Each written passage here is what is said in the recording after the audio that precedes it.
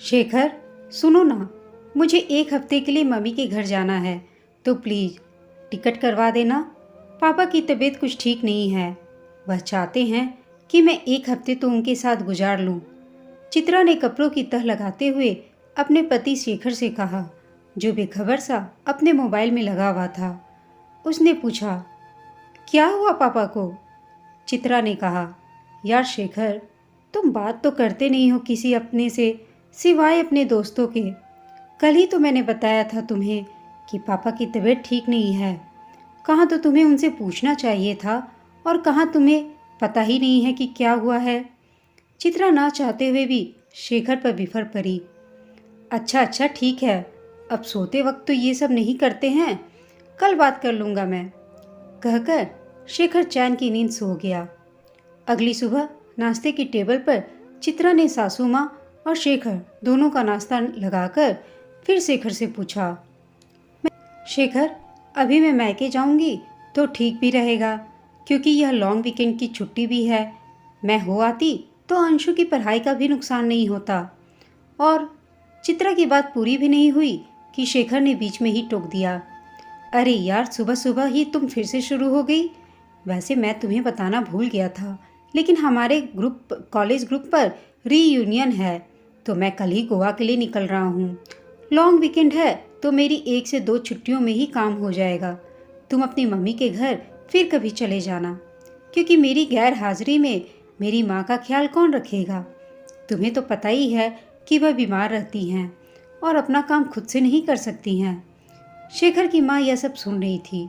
उन्होंने कहा, ऐसी बात है बेटा, तू मुझे अपनी दीदी के यहाँ छोड़ दे कुछ दिनों के लिए, और तुम लोग अपना अपना काम कर लो। मेरी वजह से छुट्टियाँ क्यों खराब करनी? वह उदास होकर बोली।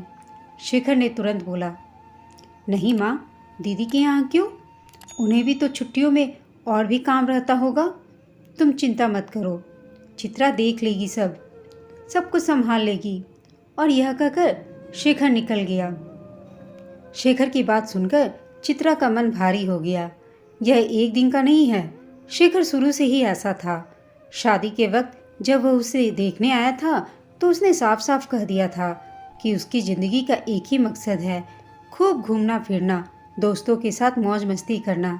यह सुनकर उस समय तो चित्रा खुश हुई थी कि वह भी उसके साथ घूमेगी और साथ साथ मस्ती करेंगे, पर वह भूल गई थी कि लड़की से पत्नी बनने से ही सारी आकांक्षाएं उन्हीं से लगा ली जाती हैं और जिम्मेदारियों का बोझ सर पर लाद दिया जाता है। समाज के सारे नियम औरतों के लिए ही होते हैं और मान सम्मान का टोकरा भी उन्हीं के सर पर रख दिया जाता है। जैसे कि जरा सा भी डगमगाए तो सम्मान गिरकर चकनाचूर हो जाएगा। अपनी पहले ही कही गई बात का हवाला देकर शेखर हर बात बच निकलता था कि मैंने तो पहले ही कहा था कि कोई ज़बरदस्ती नहीं थी। ऐसा नहीं था कि शेखर चित्रा को साथ लेकर घूमने नहीं जाता था। साल में एक बार वो लोग सब परिवार हॉलीडेज के लिए जाते थे, पर उसके अलावा लगभग हर वीकेंड और महीने 2 महीने में एक बार की लॉन्ग वीकेंड पर शेखर अपने दोस्तों के साथ निकल लेता था। शेखर की माँ बीमार रहती थी और सारी जिम्मेदारी चित्रा के सर पर आ जाती थी। चित्रा उन्हें कुछ नहीं बोलती थी, क्योंकि बीमारी किसी के अपने हाथ में नहीं होती है। वह मजबूर थी, पर चित्रा को तो शेखर ने मजबूर बना दिया था। उसे अपनी ही माँ की कोई फिक्र नहीं रहती थी। जैसे कि चित्रा से शादी करके शेखर अब आज़ाद हो चुका था। माँ के लिए डॉक्टर का अपॉइंटमेंट से लेकर दवाइयों और बाहर टहलाने तक का सारा जिम्मा चित्रा का ही था। वह चाहकर भी इससे मुंह नहीं मोड़ सकती थी। आखिर एक सवाल और उठता कि फिर मायके से क्या संस्कार मिले हैं इसे। समाज के इन भारी भरकम नियमों का शेखर फायदा खूब उठाता था। वह जानता था कि चित्रा का स्वभाव कैसा है, पर इस बार चित्रा बहुत दुखी हो गई थी। उसे लगा था कि कम से कम शेखर अब तो समझेगा। शादी को कितने साल हो गए, उसने कभी भी जिद नहीं की, पर हर बार की तरह इस बार भी उसने बिना बताए अपना प्लान कर लिया था। अगर वह माँ जी के पास रुक जाता तो चित्रा भी अपने पापा के पास चली जाती और उनका हाल देखकर वापस आ जाती। पूरे दिन उसका मूड बिगड़ा रहा और वह रोती रही, पर शाम को आने के बाद भी शेखर ने उससे कुछ नहीं पूछा। वह जानता था कि ज़्यादा बात करना मतलब उसका प्लान कैंसिल होना है। बाद में आकर तो वह चित्रा को मना ही लेगा। शेखर ने अपना सामान बांधा और चुपचाप अपने दोस्तों के साथ निकल गया। इधर चित्रा ने भी ठान ली थी कि अब बस। शेखर ने उसे जैसे पत्नी का दर्जा ना देकर उसके लिए सामाजिक सुरक्षा कवच बना दिया, ताकि कोई उसे यह ना टोके कि उसने पारिवारिक जिम्मेदारियां नहीं निभाई और घूमने फिरने में जिंदगी बिता दी। अपनी जिंदगी तो जिए जा रहा था, पर बाकी उसे और कोई परवाह न रह गई थी, ना अपनी पत्नी की और ना ही अपनी माँ की। चित्रा का ऐसा था कि वह चाहती तो शेखर को सबक सिखा सकती थी, पर वह सच में अपनी सासू माँ के प्रति लगाव रखती थी।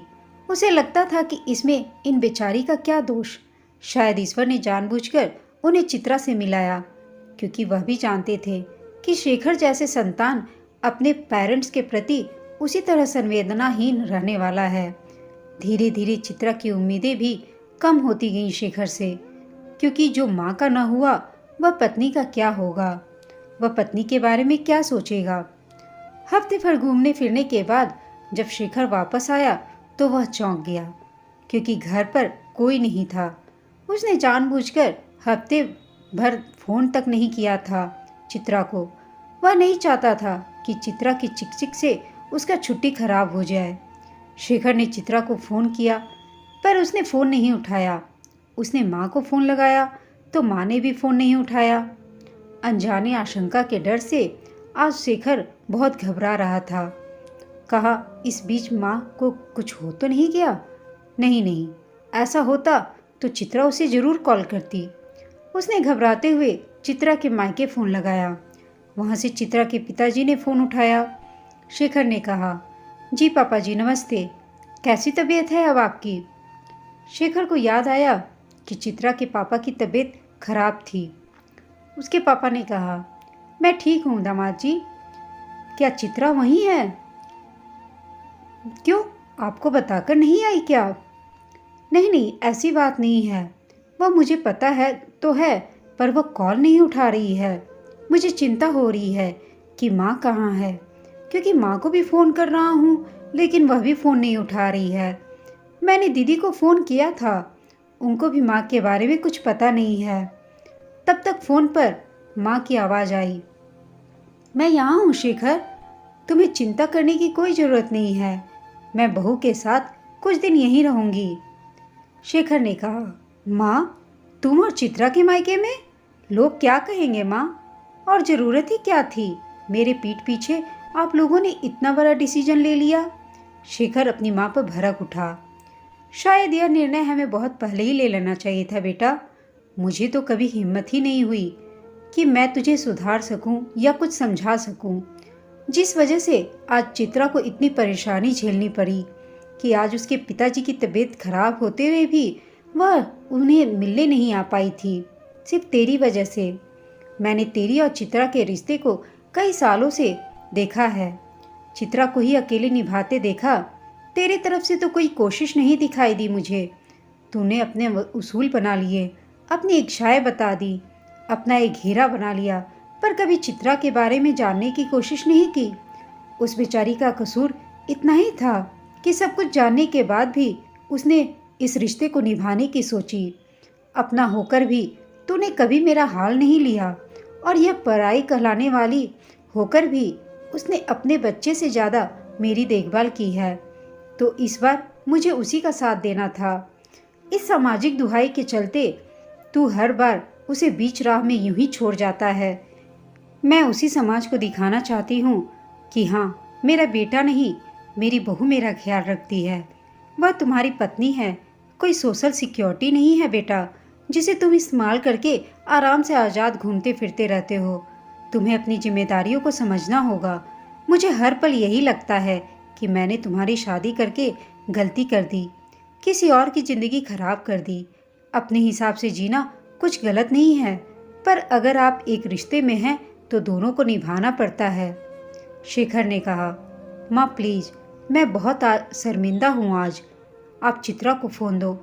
चित्रा ने पहले तो फ़ोन लेने से मना कर दिया, फिर बाद में माँ के कहने पर फ़ोन लिया और बोली, हाँ बोलो शेखर। वैसे मैं आना नहीं चाहती थी, पर माँ ने ही जिद की और पापा की तबीयत सचमुच खराब थी। शेखर, मैं सोच रही हूँ कि मैं अब वापस नहीं आऊँ। मैं अपनी कोई व्यवस्था देख लूँगी। तुम्हारी आज़ादी में और खलल नहीं डालेंगे हम लोग। शायद तुम्हारी ज़िंदगी में मेरी कोई ज़रूरत नहीं है, और न ही अपनी माँ की। माँ को मैं अपने साथ ही रखूँगी। तुम अब आज़ाद हो। तुम्हारी सोशल और पर्सनल लाइफ तुम्हें मुबारक हो। हाँ, ये सोशल सिक्योरिटी अब तुम्हें नहीं मिलेगी। मैं अपने बच्चे और माँ दोनों का ख्याल रखूँगी। चित्रा ने यह कहकर फ़ोन रख दिया। शेखर हारा हुआ सा आज महसूस कर रहा था। उसे अब महसूस हो रहा था कि उसने अपनी ज़िंदगी में क्या खो दिया। दोस्तों, इस घटना को अधूरा छोड़ दिया गया, क्योंकि कई बार परिस्थितियाँ अलग हो जाती हैं। हर किसी की सोच और उनका निजी फैसला अलग अलग हो सकता है। मैं ना तो यहाँ हालात से घबराकर घर छोड़ने को सपोर्ट कर रही हूँ, ना ही किसी एक की गलती को आंखों पर पट्टी बांधे हुए सहन का समर्थन करती हूँ।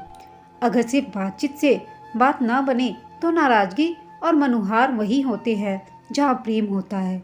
रिश्तों में अहंकार का त्याग होना चाहिए और पूर्ण समर्पण भाव होना चाहिए। विवाह पश्चात अपने सपने को जीना बहुत अच्छा है, पर साथ साथ अपने साथी की भावनाओं का भी ख्याल रखना चाहिए। सामाजिक जिम्मेदारियां किसी एक पर नहीं लादी जा सकती हैं। उपरोक्त घटना में सास बहू का समर्थन करती है, पर कई बार नहीं भी करेगी। मायके वाले नहीं समर्थन करेंगे या दुनिया वाले समझाएंगे कि क्या हुआ, आदमी है, कमाता है, क्या इतना काफ़ी नहीं। उन हालातों में वह अकेली पड़ जाएगी। उपाय यही है कि लंबी देरी करने और घाव को नासूर बनने से पहले ही खुलकर बात कर ले और रिश्तों में करवाहट ना घुलने दें। जहाँ प्रेम है वहाँ थोड़ा त्याग और समर्पण तो चाहिए होगा ना। रिश्तों में इन्वेस्ट कीजिए, खुशियों का रिटर्न प्राप्त करिए। खुश रहिए, खुश रखिए। इतना कुछ होने के बाद भी क्या चित्रा को शेखर को माफ़ कर देना चाहिए और उसके साथ वापस अपने ससुराल चली जाना चाहिए? हमें कमेंट करके बताइएगा। साथ ही अगर कहानी अच्छी लगी हो तो इसे लाइक, शेयर और चैनल को सब्सक्राइब करना ना भूलें। कहानी सुनने के लिए आप सबका धन्यवाद।